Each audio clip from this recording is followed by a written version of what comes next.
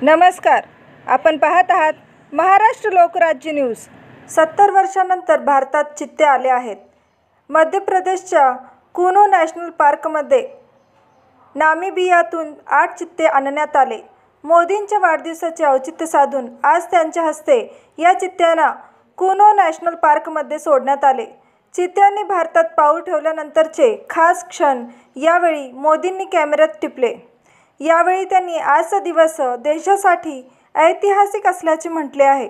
नामिबियातून भारतात आणल्या जाणाऱ्या 8 चित्त्यांमध्ये 5 मादी व 3 नर आहेत। त्यापैकी 5 मादी चित्त्यांचे वय 2 ते 5 वर्षे दरम्यान तर 3 नर चित्त्यांचे वय 4.5 ते 5.5 वर्षे दरम्यान आहे, अशी माहिती चित्ता कॉन्झर्वेशन फंड (CCF) या स्वयंसेवी संस्थेने दिली आहे।